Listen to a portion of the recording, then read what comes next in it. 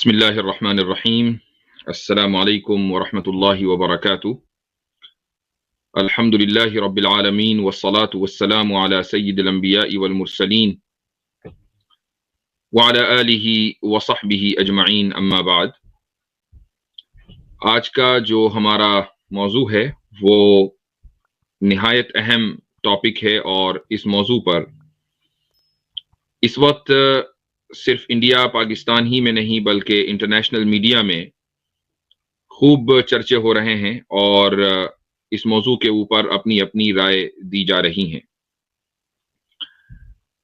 इसमें कोई दो राय नहीं है कि इस वक्त जो दुनिया में चलता है वो नैरेटिव वो होता है कि जिसको इंटरनेशनल मीडिया चाहती है कि वो प्रमोट हो। तो इंटरनेशनल मीडिया का जो नैरेटिव है वही इस वक्त लोगों के दिलो दिमाग पर छाया हुआ है। इसलिए ज़रूरी है कि हम इस ताल्लुक़ से जो इस्लाम की तालीमात हैं उनका फितरी, अक़ली और नक़ली यानी जो टेक्सचुअल बेस है उसको बयान करें। आज का जो मौजू है वो दरअसल उसके तहत दो कैटेगरीज हैं। पहली कैटेगरी जो है वो ये कि ईरान में इस वक्त जो सूरत हाल है और किस तरीके से हिजाब और पर्दे के खिलाफ प्रोटेस्ट चल रहा है, और इसमें कोई शक नहीं कि ख़वातीन की एक तादाद जो यकीनन हज़ारों में होगी और हो सकता है कि लाखों में हो, वो इस वक्त सड़कों पर है या सड़कों पर रही है। और उनका जो एहतजाज है वो ट्रिगर किया है दरअसल एक खातून महसा अमीनी की डेथ के बाद, कि जिसको ईरान की मॉरल पुलिस ने गिरफ्तार किया था और कस्टडी में उस औरत की मौत हो गई थी।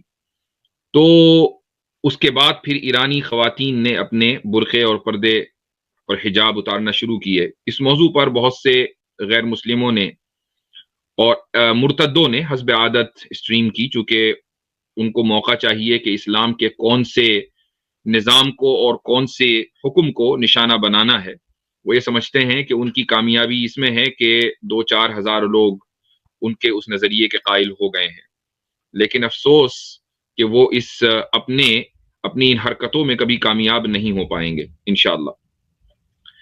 दूसरा जो हमारा मौजू है और जो असल मौजू है वो ये है कि हिजाब दरअसल है क्या, उसकी क्या हुदूद हैं, क्या उसके ज़वाबित हैं, और उसके बाद जो वेस्टर्न लिबरल्स की तरफ से या उनकी फेंकी हुई हड्डियों को चूसने वालों की तरफ से जो एतराज़ात मुसलमानों के ऊपर या इस्लाम के ऊपर होते हैं, मसलन ये कि हिजाब बैकवर्डनेस का एक सिंबल है, उसकी वजह से औरतें बैकवर्ड हो जाती हैं, काम नहीं कर पाती, वगैरह वगैरह। तो इन एतराज़ात का क्या जवाब है, इंशाअल्लाह इस मौजू पर भी आज गुफ्तगू होगी। आज की स्ट्रीम इस एतबार से अहम है कि चूंकि ये मौजू ख़वातीन से मुताल्लिक़ है, इसीलिए हमने एक मशहूर दाइया और जो इस वक्त अपनी वीडियोस के ज़रिए यूट्यूब के ऊपर बड़ी पॉपुलर हो रही हैं, मशहूर हो रही हैं माशाअल्लाह, और उनकी बातों को और से सुना जाता है और उनकी बातें बहुत दूर तक जाती हैं, उनकी वीडियोस वायरल होती हैं, उनकी रिसर्च के ऊपर एतमाद किया जाता है, खुसूसन जो कंपैरेटिव रिलीजन के ताल्लुक से वो रिसर्चेस करती हैं। माशाअल्लाह वो हमारे साथ होंगी सिस्टर अलीना अली। मैं उनके आने से पहले 2-3 बातें आपके सामने रखना चाहूँगा। सबसे पहली बात तो ये है कि आज की जो वीडियो है, जो आज की स्ट्रीम है, उसका उन्वान है हिजाब ए सिंबल ऑफ फ्रीडम और अ सिंबल ऑफ ऑप्रेशन। इससे कोई आदमी ये गलत फहमी का शिकार ना हो कि हम हिजाब को इसलिए औरतों का हक करार देते हैं चूंकि हमारे नज़दीक औरत को इख्तियार है, औरत की ये फ्री विल के ऊपर मबनी है। ये एक दलील मगरिबी ममालिक में या मगरिबी मुआशरों में ये दी जाती है कि औरत को हिजाब का हक होना चाहिए। क्यों होना चाहिए? इसलिए कि उसकी मर्जी, अब वो चाहे कुछ भी पहने। अगर वो चाहती है कि वो हिजाब पहने तो हुकूमत कौन होती है उसको बेदखल करने वाली या उसको उसके हिजाब पर पाबंदी लगाने वाली? हमारा ये नैरेटिव है ही नहीं। हम औरत को इस ताल्लुक से चॉइस नहीं देते हैं। इस्लाम औरत को इस ताल्लुक से कोई चॉइस नहीं देता। क्योंकि जब हम ये नैरेटिव इख्तियार करते हैं तो दरअसल ये मुनाफिकत के ऊपर मबनी नैरेटिव है اور اس کی وجہ یہ ہے کہ پھر آپ یہ کہیں کہ جس طریقے سے ایک مغربی معاشرے میں رہنے والی، ویسٹرن سوسائٹی میں رہنے والی عورت کو حجاب پہننے کا حق ہے، تو ایک مسلم معاشرے میں رہنے والی عورت کو حجاب نہ پہننے کا حق ہونا چاہیے، اور یہ ہمارا نیریٹو ہے ہی نہیں، یہ اسلام کے خلاف ہے۔ اس لیے ہم حجاب کو عورت کی مرضی کے تابع نہیں بناتے ہیں، بلکہ حجاب یا کیا پہننا ہے کیا نہیں پہننا، یہ دراصل عورت کا بنانے والا، عورت کا خالق، مرد کا خالق، انسانیت کا خالق یعنی خدا طے کرے گا کہ اس کو کیا پہننا ہے اور کیا نہیں پہننا۔ اس میں عورت کے اختیار کا کوئی دخل نہیں ہے، وہ چاہے کسی بھی معاشرے میں رہے، اس معاشرے میں اس کو اسی ڈریس کوڈ کو فالو کرنا ہے کہ جو قرآن کریم نے واضح انداز سے بیان کیا ہے۔ اس لیے فریڈم کے لفظ سے یہ نہ سمجھا جائے کہ حجاب کی جو بنیاد ہے وہ فریڈم آف ایکسپریشن ہے، بلکہ فریڈم کا جو لفظ ہم نے اپنے ٹائٹل میں استعمال کیا ہے وہ ہے فریڈم فرام لبرلزم، اس لیے کہ لبرلزم سے زیادہ ملیٹنٹ کوئی دوسری آئیڈیالوجی اس وقت آپ کو دنیا میں نہیں ملے گی۔ جس قدر خون خرابہ، دہشت گردی اس آئیڈیالوجی کے اندر ہے، اور جس قدر تشدد پسندی اس آئیڈیالوجی کے اندر ہے، اور جس طریقے سے یہ آئیڈیالوجی اپنے نیریٹیوز اور اپنے اقدار اور اپنی ویلیوز دوسروں کے اوپر تھوپنے میں بلیو کرتی ہے، اور اس کی جو مثال ہے وہ پورا جو کلونلائزیشن ہے، پورا جو کلونلزم کا پیریڈ ہے، وہ ساری دنیا اس سے واقف ہے کہ کیسے لاکھوں نہیں کروڑوں لوگوں کو لبرلزم کے نام پر اور ویسٹرنائزیشن کے نام پر لقمہ اجل بنا دیا گیا۔ تو اصل میں اس لبرلزم اور اس آئیڈیالوجی سے فریڈم، یہ ہم نے اس کا عنوان رکھا ہے، تو اس لیے میں عنوان کو سب سے پہلے کلیریفائی کر دوں۔ دوسری بات جو ہے وہ یہ کہ عام طور سے لبرلز یا مسلم جو ماڈرنسٹ ہیں ان کی طرف سے یہ سوال ہوتا ہے کہ بھئی قرآن کریم میں تو نقاب کا لفظ نہیں ہے، برقعے کا لفظ نہیں ہے، تو یہ الفاظ آپ کہاں سے لے کر آئے؟ جب قرآن میں نہیں ہے تو پھر کیسے آپ عورت کے لیے یہ ضروری سمجھتے ہیں کہ عورت کو برقع پہننا چاہیے، اس کو نقاب پہننا چاہیے وغیرہ وغیرہ؟ حجاب کا لفظ بھی اس معنی میں نہیں آیا۔ مجھے یاد ہے کہ میری ایک ڈیبیٹ عارف محمد خان کے ساتھ ہوئی تھی، جو اس وقت بدقسمتی سے کیرلا کا گورنر ہے، اور معاف کیجیے گا کہ میں اس کی کوئی عزت نہیں کر سکتا، اس کی وجہ یہ ہے کہ اس کی جو حرکتیں ہیں وہ اس لائق نہیں ہے کہ اس کو معزز بنائیں۔ تو میرے ساتھ اس کی ڈیبیٹ ہوئی، وہ یوٹیوب کے اوپر موجود ہے، سب دیکھ سکتے ہیں کہ کیا اس کی حالت ہوئی تھی۔ الحمدللہ اس نے ایک موقع پر یہ کہا کہ بھئی عورتوں کو حجاب کا پابند بنا دیا گیا، حجاب تو اس معنی میں قرآن کریم میں آیا ہی نہیں ہے۔ تو یہ ایک ماڈرنسٹ کا ایک عام نظریہ ہے۔ تو میں سب سے پہلے یہ بتا دوں آپ کو کہ قرآن کریم میں سورہ احزاب میں اللہ تعالیٰ نے عورتوں کے اوپر نہ صرف یہ کہ پورے جسم کے پردے کو لازم کیا ہے، بلکہ چہرے کے پردے کو بھی لازم کیا ہے۔ یہ واضح طور سے سب لوگ سن لیں کہ چہرے کا پردہ بھی قرآن سے ہی ثابت ہے۔ یہ الگ بات ہے کہ قرآن سے ثابت کرنا ہمارے لیے کوئی ضروری نہیں ہے، چونکہ ساری دنیا جانتی ہے کہ قرآن کریم کے اوپر ہی شریعت ڈیپینڈ کرتی ہو، ایسا نہیں ہے۔ شریعت قرآن سے بھی ثابت ہے، سنت سے بھی ثابت ہے، اجماع سے بھی، جس کو ہم کنسنسس بولتے ہیں، اس سے بھی ثابت ہے، اور قیاس یعنی انالوجی سے بھی، جو لاجیکل انالوجی ہے، اس سے بھی ثابت ہوتی ہے۔ لیکن اگر کوئی چیز قرآن سے ثابت ہو جائے تو اب سنت کے دیکھنے کی ضرورت نہیں ہے، اور کوئی چیز اگر سنت سے ثابت ہو جائے تو اجماع اور قیاس کی ضرورت نہیں ہے۔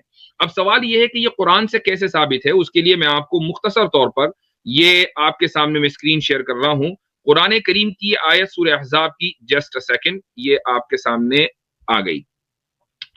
دیکھیے قرآن کریم کی آیت سورہ احزاب کی آیت 59 ہے، اور اس میں اللہ تعالیٰ یہ فرماتا ہے کہ یا ایھا النبی قل لازواجک وبناتک ونساء المؤمنین یدنین علیہن من جلابیبہن ذلک ادنی ان یعرفن فلا یؤذین وکان اللہ غفورا رحیما۔ اس آیت کا ترجمہ یہ ہے کہ اے نبی، آپ اپنی بیویوں سے، اپنی بیٹیوں سے، اور بلیونگ ویمن یعنی مؤمنین، مؤمنات خواتین سے، مؤمنین کی خواتین سے یہ کہہ دیں کہ وہ اپنے اوپر اپنے جلابیب ڈال لیں۔ یدنینا کا لفظ آتا ہے ڈالنے کے لیے، علیہن اپنے اوپر، من جلابیبہن اپنے جلابیب میں سے۔ اب یہ لفظ جلباب ہے کیا، اس کے بارے میں بتاتا ہوں آپ کو۔ ذالک ادنا، اپنی چادر میں سے، جلابیب کا ترجمہ چادریں، جلباب اس کا واحد آتا ہے، چادروں میں سے اپنے اوپر ڈال لیں، چادروں کا ایک حصہ اپنے اوپر ڈال لیں۔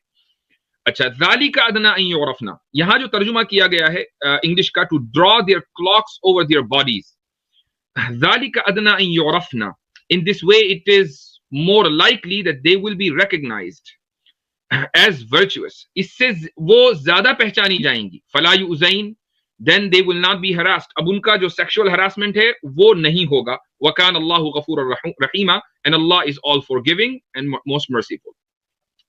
اچھا یہاں پر جو لفظ آیا ہے جو بنیادی لفظ ہے وہ ہے یدنینا علیہن من جلابیبہن. اس آیت سے دو طریقے سے میں استدلال کرتا ہوں اور اس کے بعد انشاءاللہ مسئلہ کلیئر ہو جائے گا. پہلا طریقہ جو جلباب کا لفظ ہے اس کی جو پلورل فارم ہے جلابیبہن اس آیت کے اندر آئی ہے اور اس کے لیے اللہ تعالیٰ نے یہ کہا کہ یدنینا علیہن وہ اپنے اوپر ڈال لیں. اب اگر مثلا کوئی آدمی یہ کہے کہ اپنے اوپر ڈالنے کا مطلب یہ ہے کہ عورت اپنے مونڈھے کے اوپر وہ ڈال لے, تو مونڈھے کے اوپر اگر چادر ڈالی جائے تو اس کو چادر ڈالنا نہیں کہا جاتا کسی بھی زبان میں, نہ عربی زبان میں نہ اردو زبان میں اور شاید ہی کسی دوسری زبان میں یہ کہا جاتا, بلکہ مونڈھوں کے اوپر اس آیت کو اس چادر کو اوڑھا جاتا ہے. مونڈھوں کے اوپر آپ اوڑھتے اس طریقے سے ہیں کہ اس کو چادر کو لپیٹ لیتے ہیں. تو اللہ تعالیٰ نے یدنینا کا لفظ استعمال کیا, یلبسنا کا لفظ استعمال نہیں کیا. لبیسا یلبسو کے معنی آتے ہیں پہننا اوڑھنا اور یدنینا کے معنی آتے ہیں ڈالنا. ٹھیک ہے, اگر کوئی آدمی یہ کہے کہ نہیں یدنینا کا ترجمہ صرف یہ ہے کہ اپنے سر کے اوپر وہ چادریں ڈال لیں, چہرہ کھلا رکھیں, چہرے کے اوپر چادر ڈالنے کی ضرورت نہیں ہے, یہ بھی غلط ہے. اس لیے کہ اگر وہ صرف اپنا چہرے کے اوپر چادر ڈالیں گی تو اس کو چادر ڈالنا نہیں کہا جاتا بلکہ سروں کو ڈھکنا کہا جاتا ہے. اس کے لیے تغطیت الراس کا لفظ عربی میں استعمال ہوتا ہے. اللہ تعالیٰ نے یغطینا کا لفظ استعمال نہیں کیا بلکہ یدنینا کا لفظ استعمال کیا ہے. لہٰذا چادروں میں سے من جلا, من کا لفظ ہے سے, اب چادروں میں سے اپنے اوپر یعنی اپنے سروں کے اوپر ڈالنے کی واحد صورت صرف یہی ہے کہ وہ اس طریقے سے ڈالیں کہ ان کا چہرہ بھی ڈھک جائے, اسی کو نقاب کہا جاتا ہے. تو کوئی فرق نہیں پڑتا کہ اگر نقاب کا لفظ یا مثلا برقعے کا لفظ قرآن کریم میں نہیں ہے, چونکہ قرآن کریم الفاظ سے نہیں بلکہ اصل جو قرآن کریم کے سامنے ہے وہ ہے معنی. تو قرآن نے اس کو اپنے انداز سے اس طریقے سے بیان کر دیا. تو پہلی دلیل تو اس آیت سے, آیا 59 سے یہ ہے. جو دوسری دلیل ہے وہ بھی اسی آیت سے ہوگی لیکن اس کے لیے ہمیں تھوڑا سا کانٹیکسٹ میں جانا پڑے گا, اور یہ ہے آیت 53. اس آیت میں اللہ سبحانہ و تعالی امہات المؤمنین یعنی انبیاء رسول اکرم صلی اللہ علیہ وسلم کی جو وائفز ہیں ان کے بارے میں ان سے خطاب کرتے ہوئے, ان کو ایڈریس کرتے ہوئے یہ کہتا ہے, پہلے صحابہ کو کہتا ہے لیکن ان کے بارے میں ایڈریس ہے, وَإِذَا سَأَلْتُمُوهُنَّ مَتَاعًا فَاسْأَلُوهُنَّ مِنْ وَرَاءِ حِجَابٍ. اس کا ترجمہ یہ ہے کہ and when you believers ask his wives for something, ask them for behind a barrier. اس کا مطلب یہ ہے کہ نبی کریم صلی اللہ علیہ وسلم کی جو ازواج ہیں جو امہات المؤمنین ہیں ان کے تعلق سے یہ حکم آیا کہ وہ پبلک میں اپنا چہرہ نہیں کھولیں گی. اگر کوئی آدمی ان سے کچھ سوال کر رہا ہے, کوئی پوچھ رہا ہے, کوئی کمیونیکیٹ کر رہا ہے تو وراء حجاب یعنی بیریئر کے پیچھے سے ان سے سوال کرنا ہوگا. ان سے جو بات چیت ہوگی وہ بیریئر کے پیچھے سے ہوگی, ان کا چہرہ دیکھنے کی اجازت نہیں ہے. کچھ لوگ یہ سمجھتے ہیں کہ چہرے کا ڈھکنا صرف امہات المومنین کے ساتھ خاص ہے, عام مسلمانوں کا یہ حکم, عام مومنات کا یہ حکم نہیں ہے. ایسا نہیں ہے. جب اللہ تعالیٰ نے آیت 53 میں امہات المومنین کا یہ حکم بیان کر دیا تو اب ہم آگے چلتے ہیں, اور یہ ایک ہی کانٹیکسٹ چل رہا ہے. آگے چل کر اسی آیت میں آ جاتے ہیں, آیت 59 میں جس کا میں نے ابھی حوالہ دیا, یا ایھا النبی قل لازواجک. اب دیکھیے یہاں پر ازواج یعنی بیویاں, بیٹیاں اور عام مؤمن عورتیں, ان تینوں کا ایک حکم بیان کیا جا رہا ہے, اور وہ یہ ہے کہ وہ اپنے جلابیب ڈال لیں اپنے اوپر. اب آپ خود غور کریں کہ اگر امہات المؤمنین کو چہرے کا پردہ کرنا لازم ہے جب وہ پبلک لائف میں آئیں, اور آیت 59 میں امہات المؤمنین اور ڈاٹرز اور اسی طریقے سے نساء المؤمنین عام مؤمن عورتیں, ان تینوں کا ایک ہی حکم بیان کیا گیا, تو اس کا مطلب یہ ہوا کہ آپ صلی اللہ علیہ وسلم کی بیٹیاں اور عام مؤمنات کے لیے بھی یہی حکم ہے کہ وہ اپنے چہرے کا پردہ کریں, جس طریقے جو آیت 53 کے اندر اللہ تعالیٰ نے امہات المومنین کے لیے بیان کیا ہے. تو قرآن کریم کی اس آیت سے دو طریقے سے چہرے کا پردہ ثابت کیا جا سکتا ہے, اور یہ دراصل اس لیے عورتوں کے اوپر فرض ہے, یہ کوئی ان کے لیے چوائس کا مسئلہ یا اختیار کا مسئلہ نہیں ہے. تو اس لیے مسلمانوں کو چاہیے کہ وہ اس مسئلے کو اختیار یا چوائس سے جو ایٹریبیوٹ کرتے ہیں اس کو بند کریں.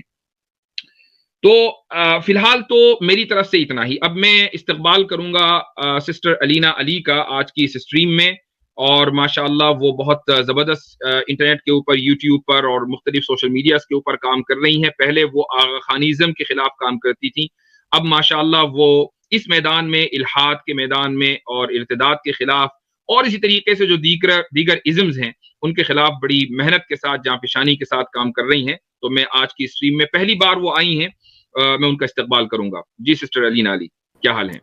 السلام علیکم ورحمۃ اللہ وبرکاتہ. تمام سامعین کو, مفتی صاحب آپ کو اور سب سے پہلے جزاک اللہ خیرن، آپ نے مجھے اس سٹیج پہ لے کر مجھے بہت آنر دیا، اور یہ میرے لیے سعادت کی بات ہے کہ میں جو چیز حسرت رکھتی تھی اللہ سبحانہ تعالیٰ نے آج پوری کر دی۔ آج مفتی یاسر الواجدی صاحب کے ساتھ پروگرام کر رہی ہوں، اور بڑا ہی امپورٹنٹ ٹاپک ہے آج کا، جس میں ہم خواتین کے لیے بہت سارے سوالات ہوتے تھے اور ہمارے ذہنوں میں بھی آتے تھے۔ انشاءاللہ آج مفتی صاحب کی رہنمائی میں ان سب کا جواب ملے گا۔ بہت شکریہ مفتی صاحب۔ چلیں، بارک اللہ فیکم، آپ نے ہماری اس درخواست کو قبول کیا اور اس اہم موضوع کے اوپر بات کرنے کے لیے آپ آج یہاں موجود ہیں۔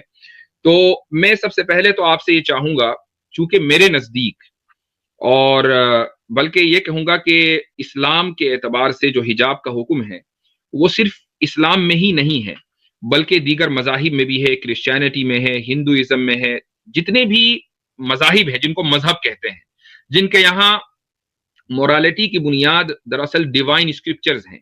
اب یہ الگ بات ہے کہ کچھ کیا اسلام کے علاوہ تمام مذاہب میں جو ڈیوائن اسکرپچرز ہیں وہ سارے کے سارے ڈسٹورٹ ہو چکے ہیں، سارے کے سارے محرف ہو چکے ہیں، ان کے اوپر اعتماد نہیں کیا جا سکتا، لیکن بہرحال لوگ ان کو ڈیوائن مانتے ہیں۔ اس کا مطلب یہ کہ لوگوں میں یہ چیز، یہ احساس زندہ ہے کہ ہماری مورالٹی ہم طے نہیں کریں گے، بلکہ ہماری مورالٹی وہ طے کرے گا جس کو ہم خدا مانتے ہیں۔ تو کم سے کم یہ چیز اسلام اور دوسرے مذاہب کے درمیان مشترکہ ہے۔ اس لیے میں یہ چاہوں گا کہ اس موضوع کے اوپر بات ہو، لیکن اس سے پہلے میں ایک چیز اور اضافہ کرنا چاہوں گا، اور یہ تمام لوگ اس کو غور سے سنیں اور اس کے اوپر ریسرچ بھی انشاءاللہ کر سکتے ہیں۔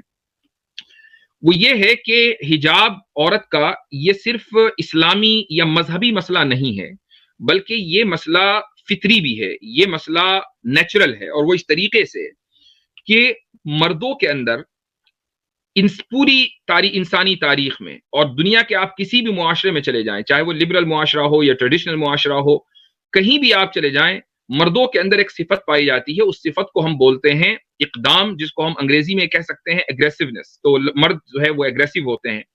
اگر قانون اور مذہب کی پاسداری ان کے ذہن میں نہ ہو تو وہ اپنے گول اور اپنے آبجیکٹو کو اچیو کرنے کے لیے کسی بھی حد تک جا سکتے ہیں۔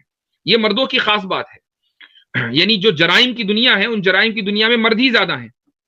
کیوں؟ اس لیے کہ اگریسو وہی ہیں۔ اسپورٹس کی دنیا ہے تو اس میں مردوں کی ہی اجارہ داری ہے، اس لیے کہ اگریسو وہی ہیں۔ یہ صرف ایسا ہی نہیں ہے کہ وہ طاقتور ہوتے ہیں، بلکہ اگریسو بھی ہیں، دونوں ہی چیزیں ان کے ہاں ہیں۔ اس لیے اسپورٹس کی دنیا ہو، جرائم کی دنیا ہو، وہاں پر مردوں کی اجارہ داری ہے۔ عورتوں کے اندر نیچرلی اگریسونیس مردوں کے مقابلے میں کم ہوتی ہے۔